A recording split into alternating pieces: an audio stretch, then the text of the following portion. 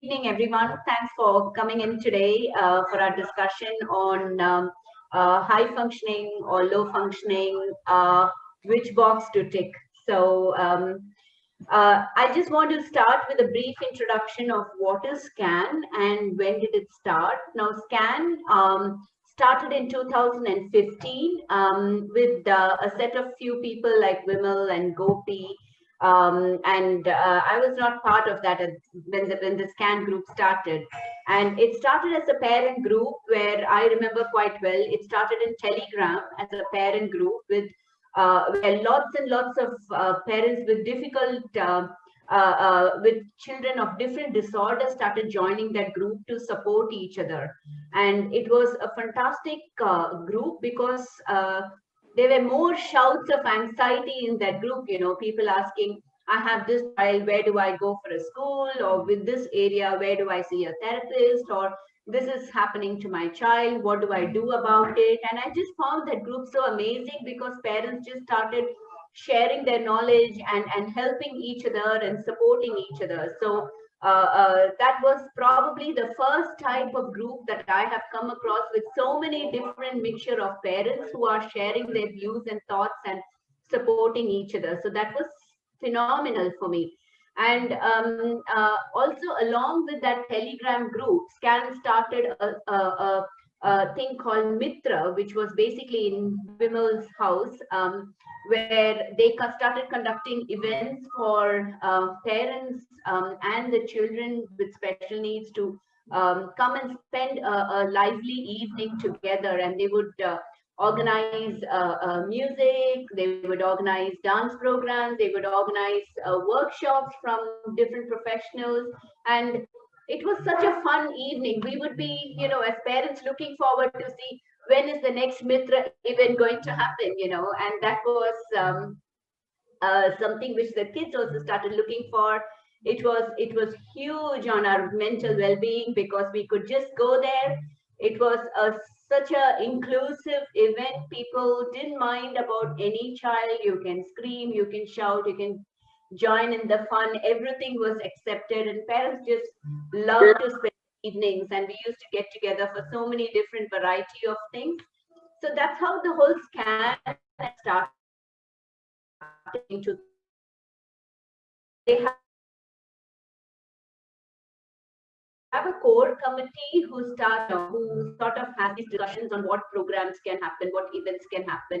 Like you'd have seen Vimal's art show, which took place yesterday, and they have a lot. They did a Navratri show, so they introduced a lot of programs mainly for the parents and for the children to display their talent and to support them. So SCAN Conversations is part of this whole SCAN group where we decided that we would start talking and sharing our knowledge and our experiences with our own kids. And the purpose of doing this is to help so many new parents who come with such high levels of anxieties. I know when my son was initially diagnosed, I was literally knocking at the doors of whoever I could find who had some sort of a child with autism to understand what do I need to do, because there is no textbook for us to read and understand. There is no school who can hold hands and say that this is what you need to do. It's literally a learning journey, and it is still a learning journey for all of us, isn't it? So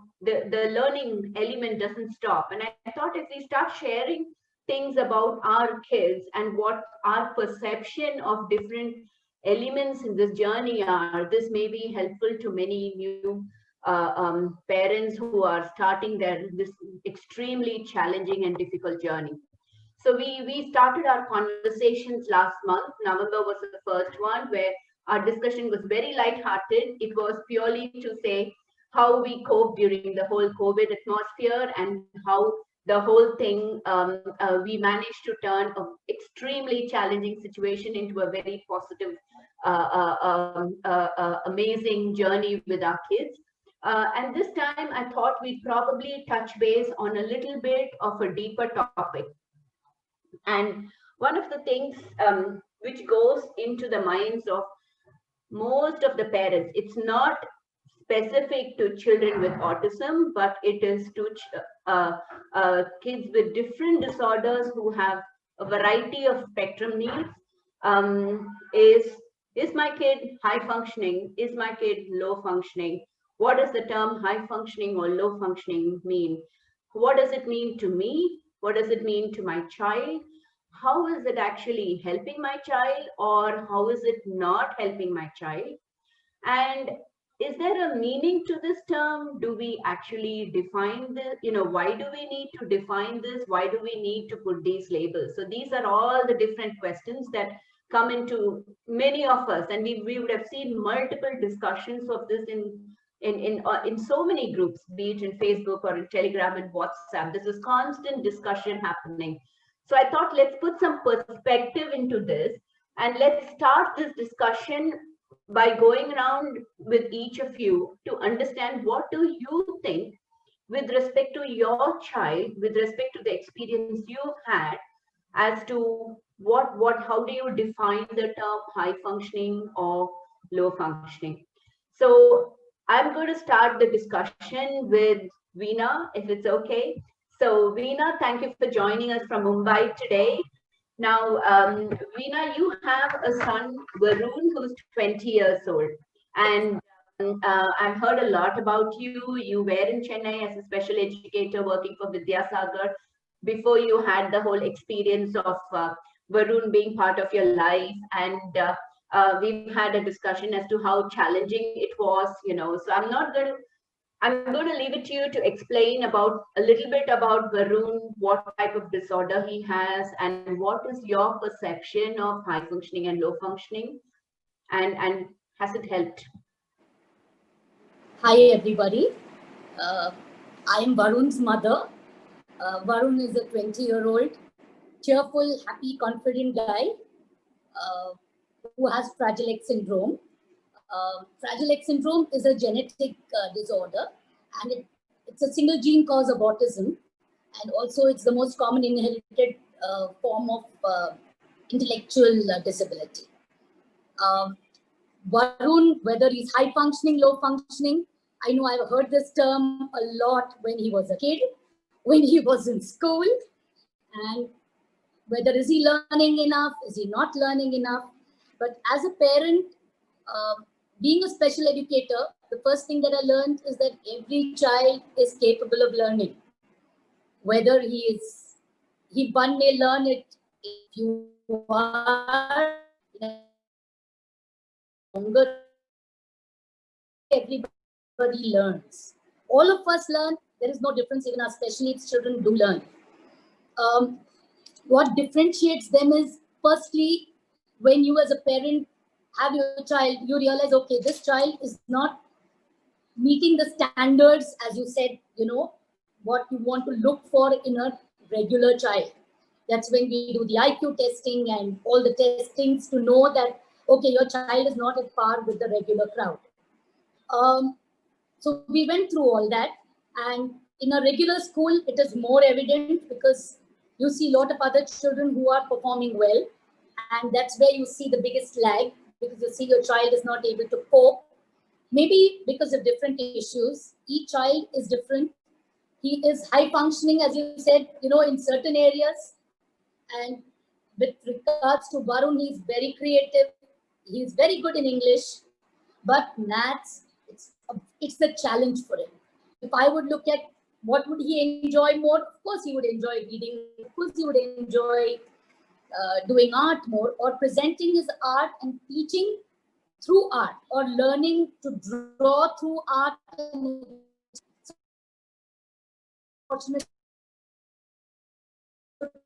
Okay, this is what he's good at, so let us use art. Maybe he used to doodle even as a kid, so they realized that, okay, well, let him doodle, and he would be listening to things, and some teachers would say, oh, is he actually listening? I don't even know. And then they realized that you'll be the first one to answer. So it is just also teachers who need to understand that each child has a different learning pattern. And I know what worked very well for Varun is that he's a very visual learner. So right now he's a baker, and I give whole credit to it because the baking is a total hands-on experience. And I know that has helped Varun a lot because he's seeing and doing what he's, making. When he learned seeing people do. So high functioning in that sense, yes. I've been told that he's a high functioning kid. But there are challenges when we have aggression issues, when we have behavioral issues, then it all just goes down. And I'll say, oh my God, what is the point of being called high functioning when, he's not able to self-regulate, he's not able to, he's perseverative. And then, you just have a feeling, what is the meaning of high functioning? So yes, high functioning is a term. Basically, I think we like to use it if the child is cognitively good in studies. Is he performing well in school? Then I would say not really, because he did struggle in school and we did move to a special school at some point of time. He did schooling till 4. And despite having very good teachers in the school, there were hiccups. And with aggression being an issue, it's difficult for schools also to handle kids with issues. And in a class of 40 or 50, it's just difficult. So high functioning, yes, from cognitive point of view, high functioning is if a child can perform well. But if the teacher has the ability to realize that this is the style the child can learn well, I'm sure they can make that low functioning area into a high functioning area using these strategies. So Veena, can I ask you, how is the communication level for Varun? Today, it is way better than what it was before. As a kid, it would be very monosyllables and, and even today, I think conversations are slowly starting. But otherwise, it would be more of a question answer. But we did a lot of speech therapy. And for young parents, with children with special needs, yes, we stuck to one language. And that's what our speech therapist told us, because though we speak Tamil at home, we were told stick to one language because that is what will help the child to communicate better. So today, Varun can communicate, but for him, the virtual world has done wonders. He has learned, he types a lot and he WhatsApps and he does WhatsApp calls, and then all that he's doing now. And the virtual world has just helped him because he has his physical space, he has his personal space, but he's able to connect to people. So, he just can't switch off if he wants to, Yeah. And to me, that shows that, there were, when you started the whole journey with Varun, you would probably say that in many areas, there were a lot of gaps and there were a lot of challenges, and because of your hard work and Varun's hard work and all the effort put in by everybody, areas such as communication, areas such as his creativity quotient, areas independent skills, all these have developed, isn't it? And things which you would probably say, oh, Varun was struggling in this area, you can now confidently say, oh, he's good at it now. Yes. So it's a learning journey, but there is this whole shift from areas where he was struggling to things that he is able to achieve, provided, like you said, we have the right mentor and the right attitude, and we are able to figure out the right way to teach our child. So that is the point which I want to shout out loudly over and over again. Like my son Sarang is 13. He does have severe issues with communication. However, he's really good in technology, and like you said, he can type and he can do. I never thought he would be able to do PowerPoint till this whole COVID thing struck. So he's able to, play Candy Crush and so many things. He can play the piano and he can play the drums, and so many motor skills and his motor planning issues are very, very good. Now, there are gaps in communication, which he is still working, but compared to what he was 5 years or 6 years back, he's way ahead now. His understanding and cognition has come up. So he is able to be in a classroom of 5 or 7 children and understanding what's happening and learning something from being in that environment, and this is where I want to go to Vimal next is Vimal, you have Dhruv, who's going to be 20, and Dhruv has been self-taught in many areas, isn't it? You said that his speech has come out on his own. He's learned multiple things on his own. So what is your whole perception of this high functioning and low functioning? Has it helped you giving some sort of definition to this? Yes, yeah, to little small correction. I mean, he has learned a lot of things on his own, but we did go through a lot of therapies. When the therapy of, like, when the speech therapy is going on, at that time the speech didn't come. It seems to have come on its own, watching a lot of cartoons. I know in different situations we found that he was learning from more from the visual media than in these therapy classes. That's what I mean. So a lot of things, like when I was trying to teach him cycling at the age of 3, but he actually learned it only at the age of 7. But that was a sudden, one day he learned how to cycle.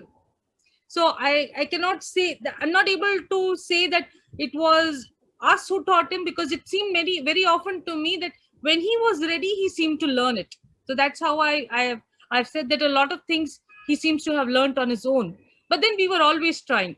So to correct you in that, now my understanding of low functioning and high functioning is that when, as a young parent, I was very interested in these definitions, because I needed to know where Dhruv fitted, which school Dhruv fitted, what type of classes, therapies, sessions does he need.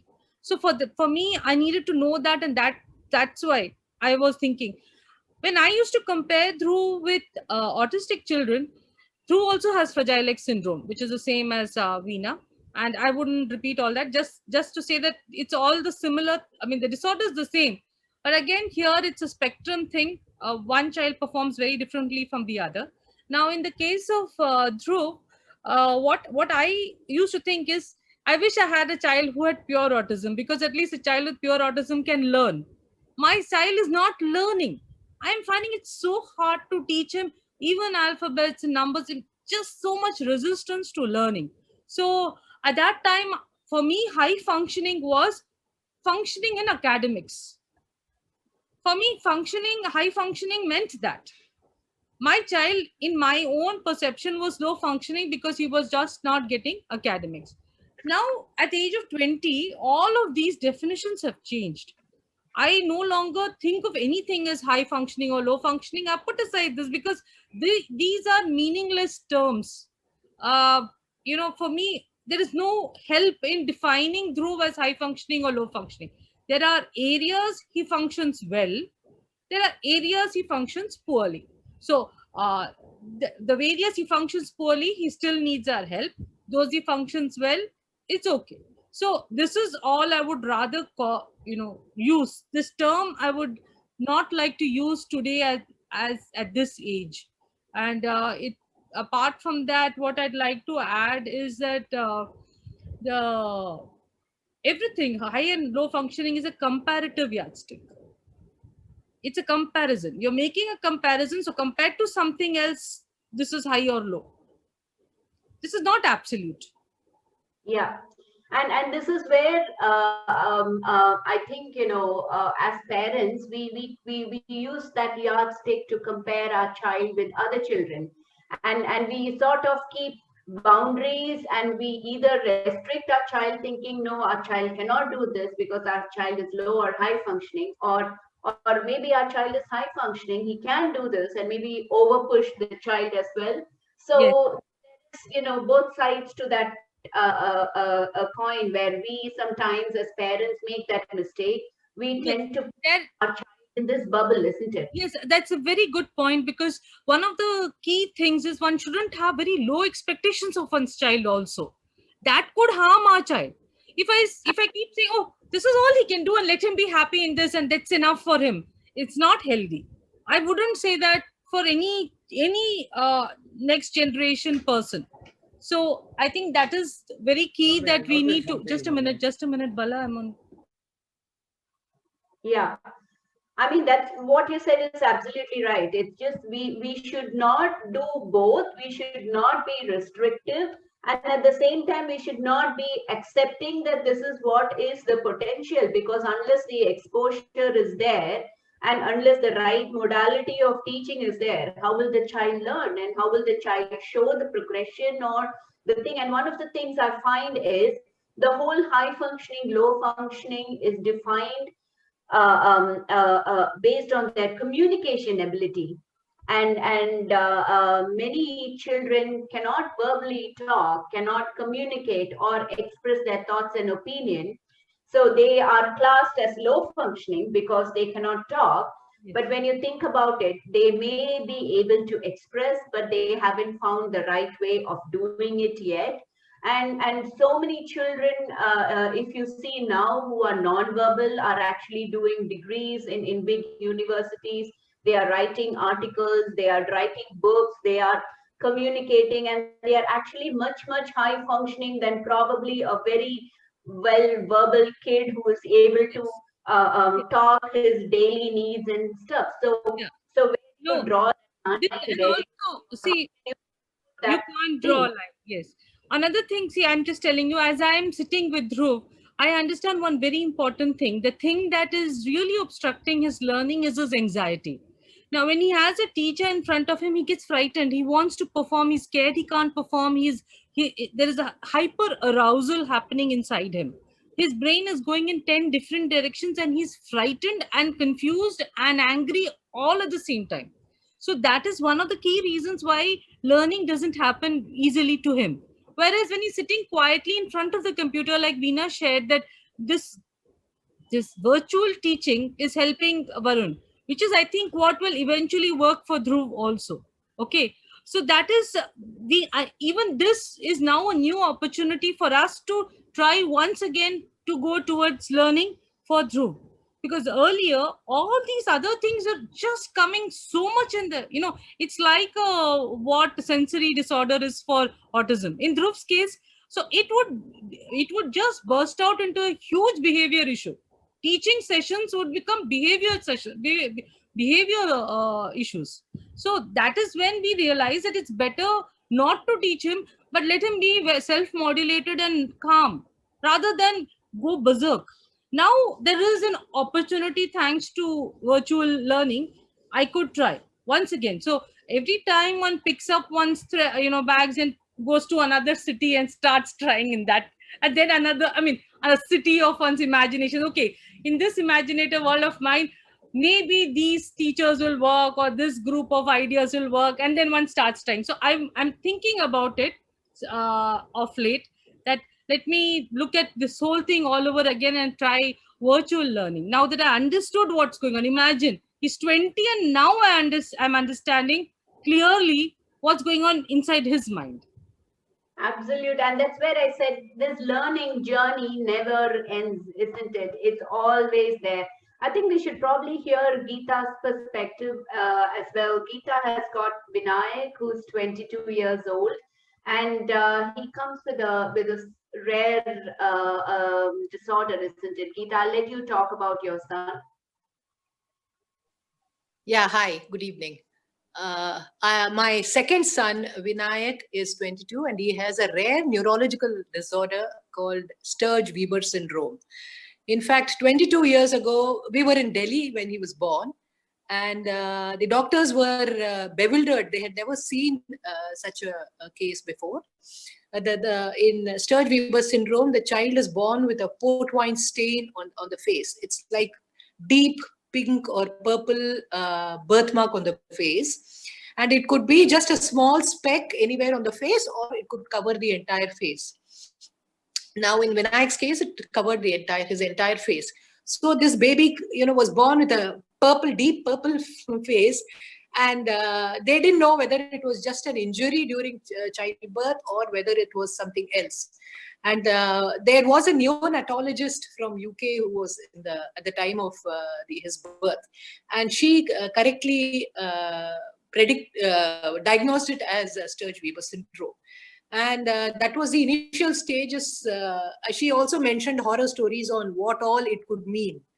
So I was not told any of this when I was in the hospital. But my husband feverishly went through the net and discovered there was a foundation in New Jersey, and he got in touch with them. And slowly we got to know more about the condition.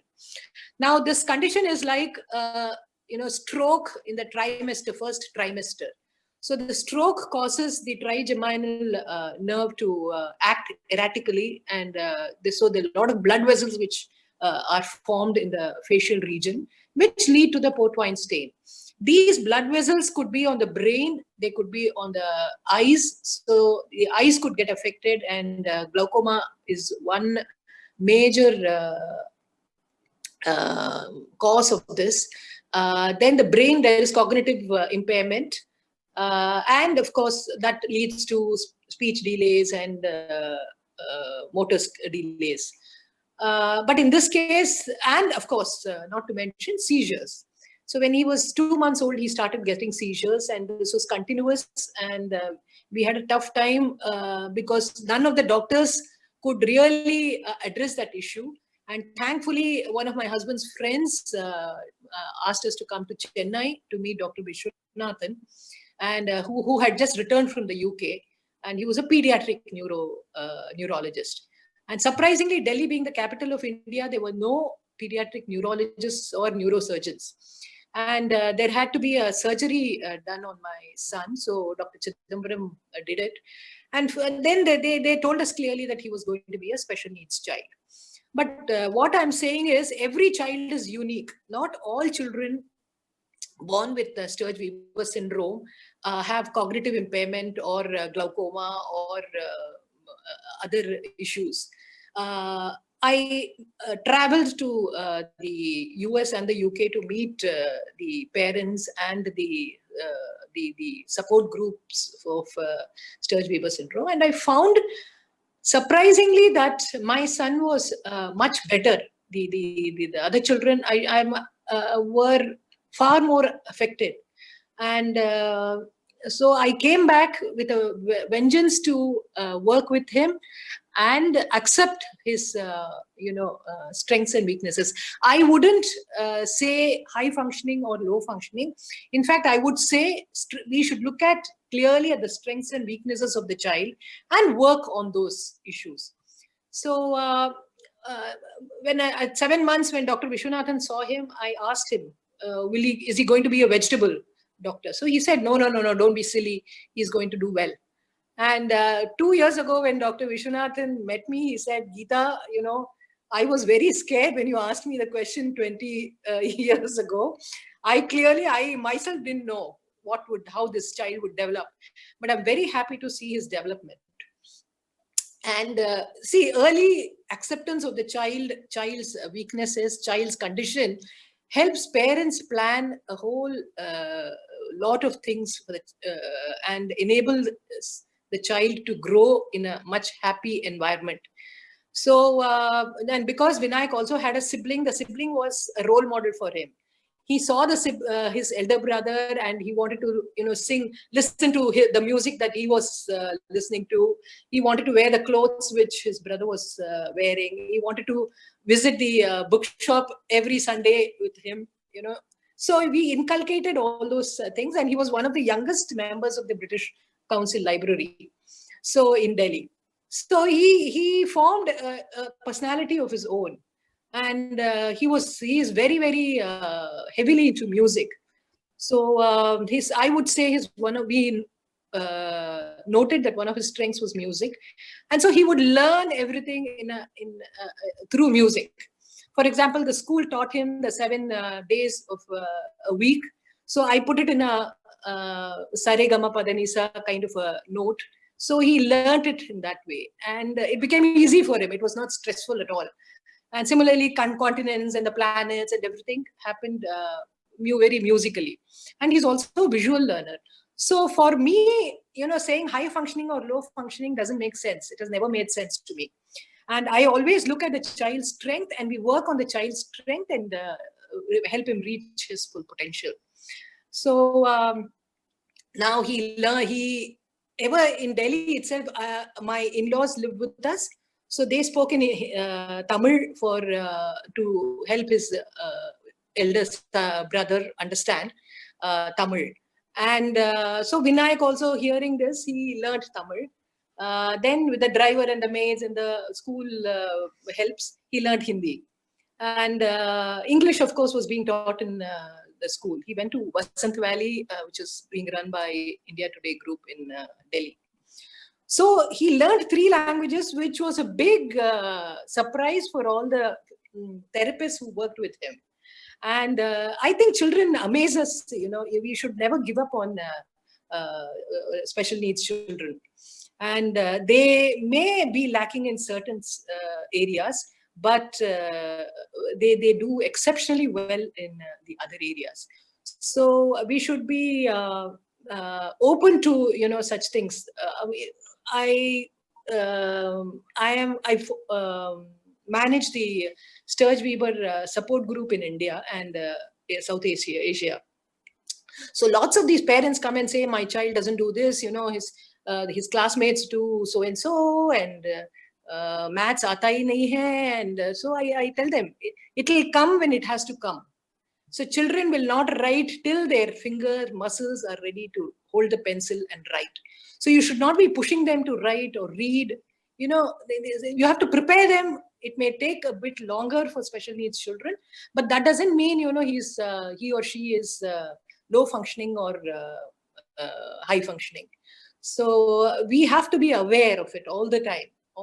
And I can't be comparing my son with Vimal's Dhruv and say, you know, he paints so well. Why can't my Vinayak do?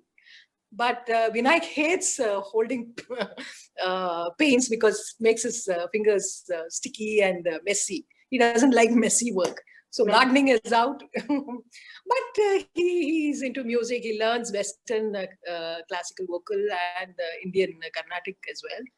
And but music has played a great role for him in learning.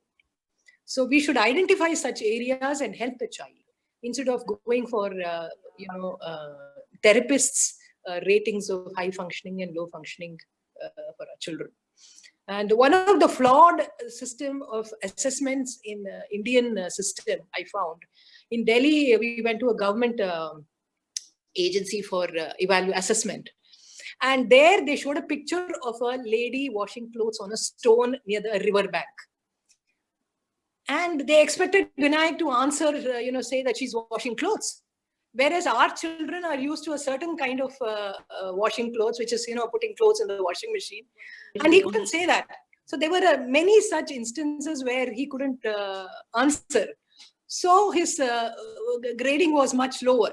And I didn't give a damn about these things because I knew what he knew and what he didn't know. And so that's how we have been coasting along. And inspirational to hear about your whole challenges and the whole journey with Vinayak, because with you it's not just a matter of teaching or behavioral or a cognition challenge. There are health issues as well which you had to sort of manage along the way. And what the message I'm sort of getting from you is that we should really stop putting these definitions, putting these sort of labels on our child. We absolutely should, parents first, we shouldn't be saying our child is high functioning, our child is low functioning, but we should focus on their strengths and also on their weakness, and see if we can change the weakness to a strength. And like you said, my son cannot hold the pencil. We worked on the muscles. He's very strong, actually. If he holds my hand, it hurts. So he's got strong muscles, but he cannot hold and he cannot write. But we did work on it, especially during the COVID time, and I could sit with him. We just, with different behavior sort of interventions, keeping him motivated and building it up with 5 minutes, 10 minutes, 15 minutes. He can easily write up to 45 minutes now, and he understood that he's got to write on the line, and he can write. He can't write small. He still writes pretty big, but the letters are nice and well formed, and he's able to, it doesn't bother him anymore to take a pencil and write. In fact, he'd like to finish that writing and get along with it. But what I was trying to say is, that if you had asked me 3 years back, I would say he cannot write. He cannot write. He cannot, don't expect him to write. And if I go to school or a institution and say my son cannot write or he cannot talk, then they would be a label saying he's low functioning and he cannot do this. But what we as parents know is that we pick up all these elements and we are able to turn it into high functioning, isn't it? So we take these different weaknesses and we work, and we, even if we can't get the bestest outcome out of it, we are able to bring a good outcome, which is good enough, and we are happy with that. And that's the thing. I wanted to speak to parents who are anxious and to say, oh, my son can't do this or can't do that, rather than not think can't do this or can't do that. They should be thinking that, okay, there is something here, so let's see how we can figure out how we can teach them to help in that area. Or even maybe, like you said, Geeta, does he need to do that? Does he need to do algebra? Does he need to, how is it going to help him? So maybe, cooking might be better. So just work on specific areas and specific things that you want to focus on your child, and see how you can offer the best platform of learning and how you can motivate and encourage your child to bring out their potential. And I think that's the whole sort of message I want to bring across today in this discussion. We have Shobha with us, who is a mom from Saudi Arabia. Shobha, are you there? Hi, Sujha. Yes. Yes. So Shobha, do you want to say something about your child, please? Yeah, my child is 2 years old. He having the genetic disorder called Plen-McDermott syndrome.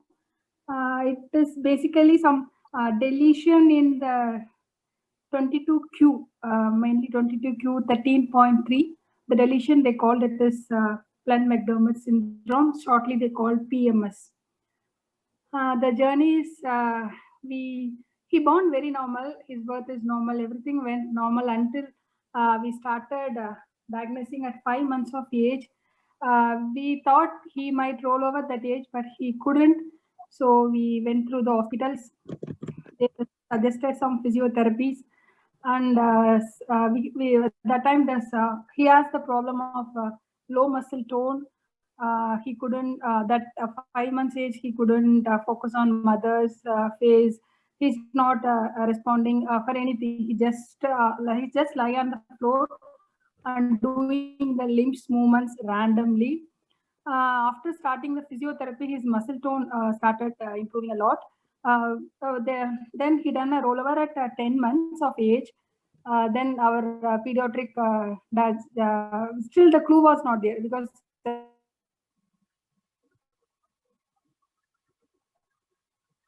Shobha? they were suspected. Is it audible? Yes, there was a small break there. Oh, okay. They have done all the tests suspecting to, they called mucopolysaccharides, metabolic disorder, then the cerebral palsy related, all the things, all the special child conditions, all the tests they have done, but they haven't find out the clue why he's lacking in all the aspects, both fine motor skills, gross motor skills, all the aspects he was lacking. That organs, all the organs are fine. They've tested all the organs, the body organs. Everything is fine, but the functioning is not appropriate with his age level. Then they have suggested we'll go for the genetic test, because we couldn't rule out what was happening with this boy. Then we have done a genetic test that came out. He has deletion in the 22q. That the syndrome has the features like low muscle tone, then mild to mild autistic features. They might have struggles in speech. So all those are features of the PMS. He's right now 2 years. So our days we have to face. Then he's only the thing is he's cope up the therapies, whatever we are doing. We started physiotherapy since long. Then all other therapies have included occupational therapies and speech therapies. We are all started these therapies, and he's coping up the therapies and progressing day by day. He is a very good, hardworking child. Since at the 2 years, he's work all the day, all the day. He's nicely play, and we never leave him alone because he has to do physiotherapies and occupational therapies and speech therapies in a day. So the things make him a busy boy. He's coping the things well. He's picking up the thing fast. So let's. I'm very new to this thing, and as a mother, it is very struggle those initial days. But after, as you all said, as soon as we accept that child, the progress will pick up. Since when what we see, what we do, that reflects on child grows also. So we are all doing these things. Let's hope for the best. Then there is a foundation. There is a foundation in US. They call it as PMS Foundation. After joining the foundation, we come through the in the world. It comes 3K members are there, 3,000 members in the world diagnosing with the PMS. They are all posting the relevant what the child are facing, what we do. That is actually eye opener for us. After that, we came to know so many things what we need to do because all the doctors that diagnosed clearly it's close to autism. Then okay, it's not the child might have autistic features, but they are not autistic child. Then they all need the therapies and some form of internal medicines are also going on for improving his level, both physical and the mental levels. These are all I know for my child. If you all have any questions, I can answer. I have one very important question to ask you, because your child is 2 years, and it's really it's amazing to see how positive you are and how you want to learn and how you want to be able to help your child. But my question to you is, I'm sure there must be loads of anxieties in you because you're literally starting the journey now, and there may be loads of questions, as to, what happens next, what do I do, and things like that. Do you think, having this whole definition of, saying high functioning, low functioning thing with your child, do you think that will help you as a parent? Do you think that sort of if a therapist comes and says, or if a doctor or somebody says, okay, your child will be high functioning in their terms, will that sort of diagnosis help you as a parent? The term might be differ, like as you all said previously, strength and weakness. That might suits better. If the child having more strength on certain aspects, we can focus more. Thereby, we can reduce the weakness on other way. That's what I feel. And since the journey is too short, you all had a very experience on your child. You all have so many challenges you faced and come across and grown up very nicely. I had all your experience. The journey was very, though it's interesting, it had all its own pitfalls it had. High functioning, even I also heard these terms when we were doing the therapy. Some mainly in occupational therapy, the therapy used to say the child not interested. Now we are doing kind of ties activities. The therapies used to say the child is not interested in this activity, that activity. Sometimes that at that time of diagnosis, the child might not show the interest. But after that, sometimes the child might have an interest on some other time. It's not the diagnosis. I think it doesn't work for all the time. Because they're diagnosing in a really limited time, they're not giving much. And as a parent, we know what the child actually has the potential, whether it really likes or it really dislikes, whether he copes up the things or not. We as a parent might know. With respect to therapy points, I'm not sure, but as a parent, we identify strength and weakness what the child has. If you encourage more on the strength, there might help on reducing the weakness as well. That's what my feel. Because I have come across some kind of dice activities. Sometimes Pranit doesn't like when we are given in the mid of the time. That means first we given the interested toy, then we give the less interested toy.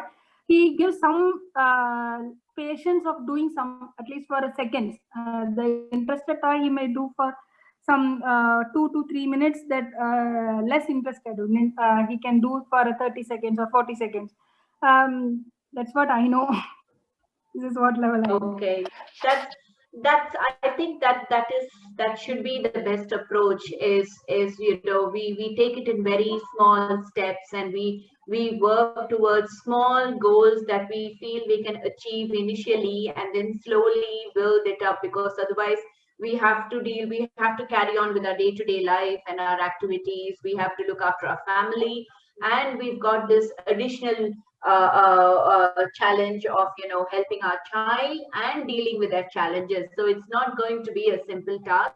So the whole takeaway from this, Shobha, I would say, is it's great to see the positivity, and that's very reassuring. And like you said, speak to many parents and try and find out what could be the strengths, what could be the goals that you could work towards, and then just put a small plan. Doesn't have to be big, small achievable steps which will make you feel happy and enjoy your child. Enjoying your child is the most important thing at this stage, because he's so young, just 2 years. So that's very, very important. So what because we have about 10-15 minutes to sort of conclude this discussion. It has been a great discussion. What I thought is maybe you could all maybe have a chat with each other. Vimal, is there something that you'd probably like to add or ask about this discussion?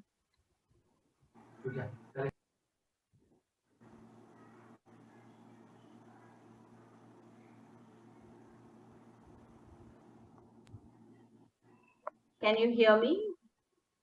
Yeah. Yeah.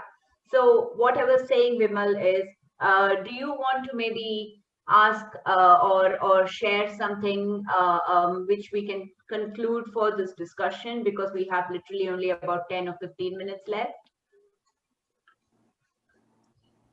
That is it's a very, if we had parents who had children who was, let's say, 30 or 40 years old today in this forum, they would have interesting insights on the situation we are in.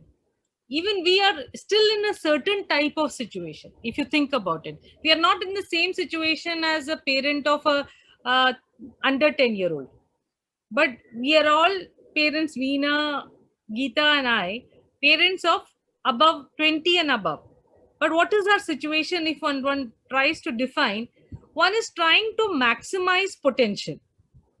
That is our situation. We feel this is the time we have to maximize potential. So there is a little pressure on us. Do you agree, Geeta and Veena? What do you feel?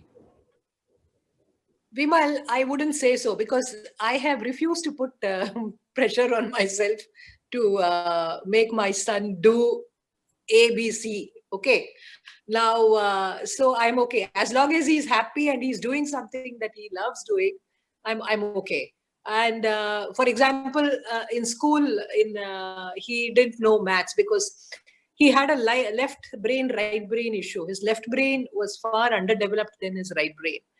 So left brain was more in charge of math and analytical reasoning, language, etc. So he was unable to do maths.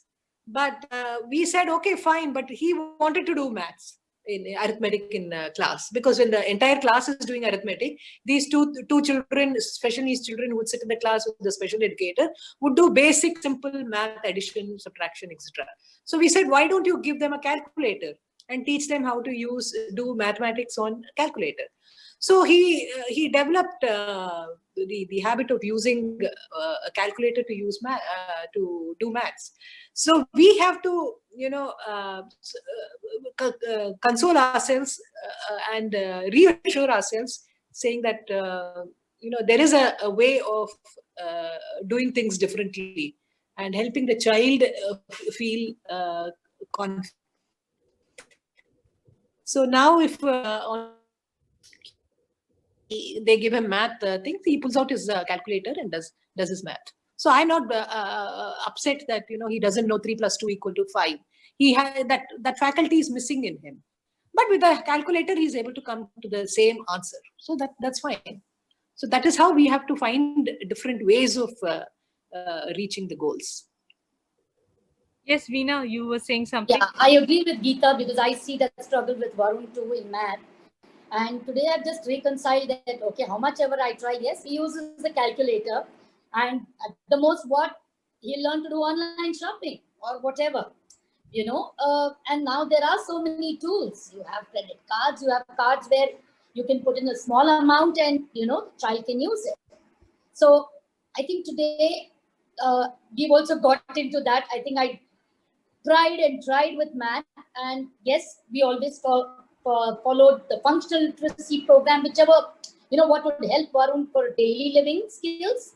And I think that is something which I also like to tell younger parents, that, if the child can't do it, it's not that he's not capable, but there are certain areas where if you get stuck, don't stick to it and think, oh God, he has to achieve this. It's not the end of the world, right? But you need to make them functional. So today, as I tell a lot of teachers in school, they say, oh, he doesn't know estimation. And I would tell the teachers, he of course knows, because when he's cooking or when he's baking, he knows how much salt to put. So finally, your estimation should be for what you need it for, right?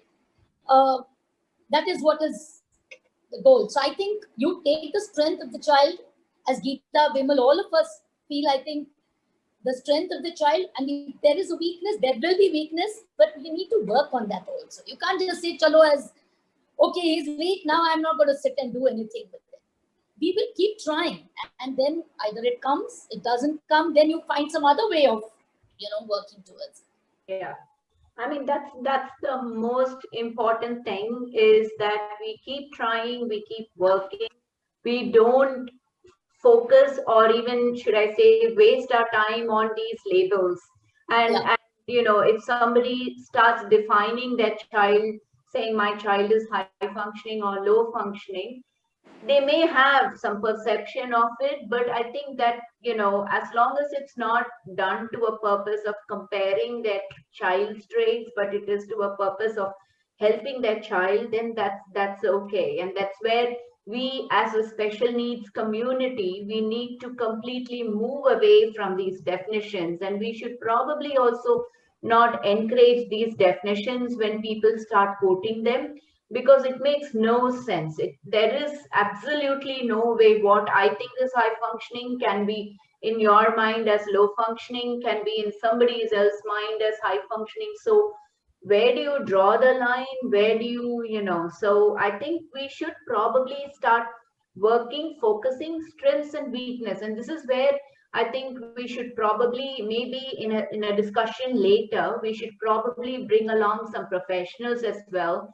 and talk about, how their assessment criteria is. How do they look at our kids? How do they, because as much as parents that we define high functioning and low functioning, we know many professionals do that. And it just sometimes is just a straightforward, he can't speak, he's low functioning sort of thing as well. So that, I think, probably because we are running short of time, we will probably have to keep this conversation in a different day. I have just noticed that Gayatri has joined in, so I'll give her a couple of minutes to tell us your experience. Gayatri, you have come from US to Chennai, isn't it? And you said that you've found you've learned a lot, and I just want to know, in your perception, what do you find in between the two countries? Maybe, what is high functioning, low functioning? Has it helped or has it not helped? We do Yes, have only Gayatri. yeah, thank you, Suja. Yes, so it is indeed very different. I think true to what others have been saying so far, as I've heard, is also the case with me also. The more we focus on the strengths of the child, it helps us in doing or letting them do what they need to do and to keep going rather than getting stuck with, either labels or diagnosis. So I think that I do see happening more in the US. And I think, after a certain point, we have to push ourselves to do wherever we are. So in the US, with respect to therapy, in the name of early intervention, more or less they were giving us a home program. So it was up to the mother to connect with the child and do what we can do at home, basically trying to engage with the child in what they were doing. So it was child centric. So that was the key difference I'm noticing from there to here.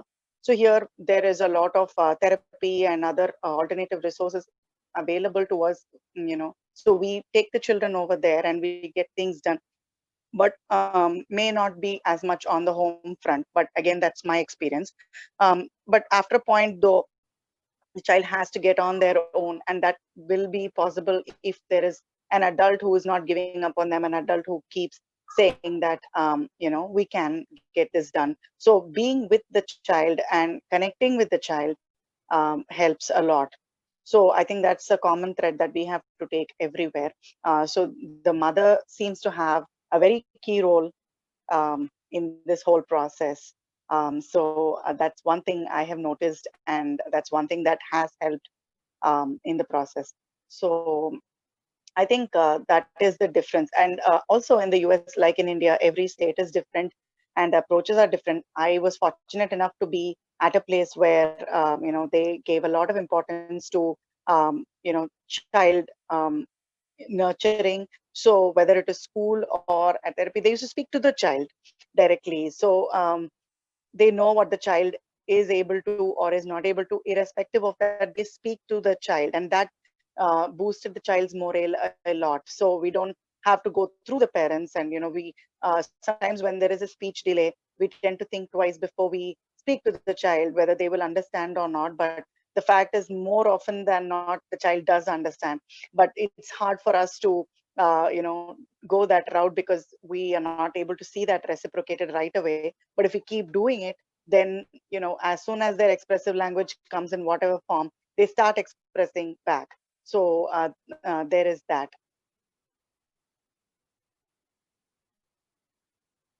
Yeah, you're right, Gayatri. Can you tell us a little bit about your child? Yes, so I have two children. My older is a girl, Tanvi, and she will be turning 8 next month. And my younger is Rishi. He just turned 5. And so both of them are on the spectrum, but they are very different people. They're very different personalities. Very interesting, actually. But also, the journey of one has led me to understand quite a bit of the second, although I'm still learning every day.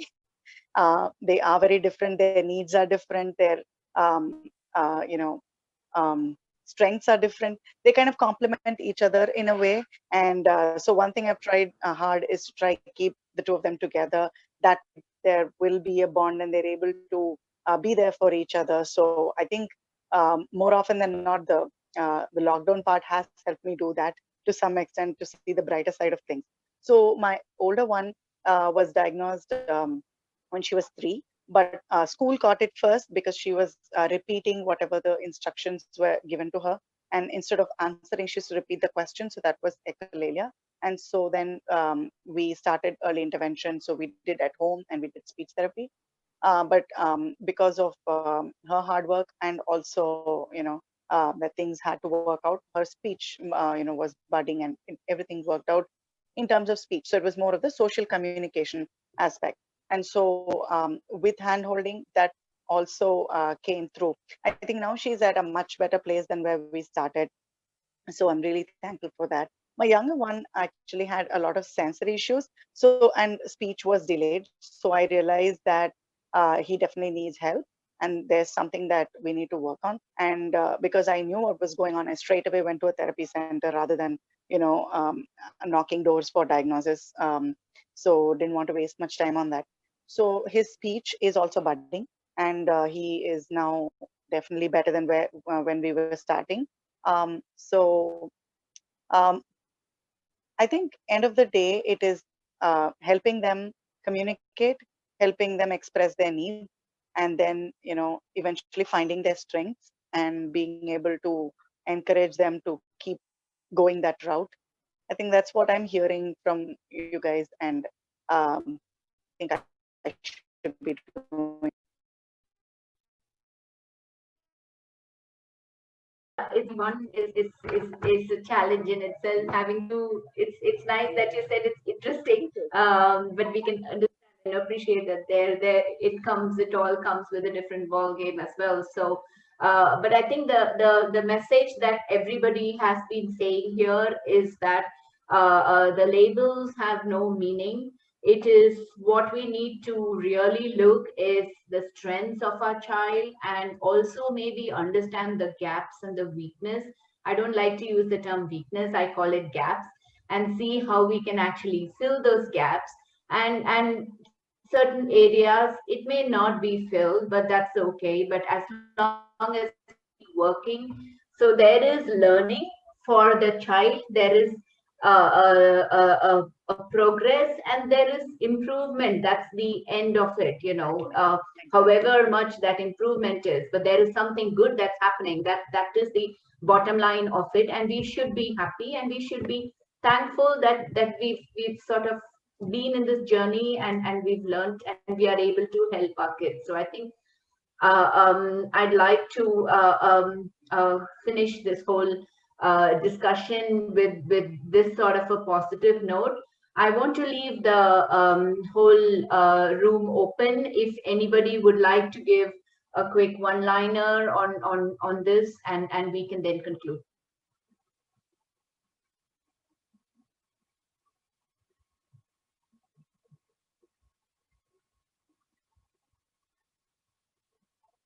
Veena, is there anything you'd like to say before we close? Yeah, I think our journey is work in progress, and that's where we need to keep moving. Yeah. Absolutely. I want to ask all of you one quick question. How many of you think you are high functioning, and how many think low functioning? How many of you think yourselves as high or low functioning? I am high functioning. You are high functioning. Good question, Vimal. You think you achieved your potential? I would say if you ask me to draw something, I'll say I'm very low functional in that. Or if you say, tell me to go skating on it, I would say definitely zero functional in that, if at all there is a term in that. If you think about it, there's so many things our children can do that we can't, isn't it? Absolutely. Yeah. Yes. Yeah. And I think the pandemic has shown me that I'm so bad with computers, and Varun is like, till then he's already there. And I'm like, how did you do this? He says, no, I just did it. So I'm like, okay. So I think they teach us a lot. Yes, definitely. Yeah.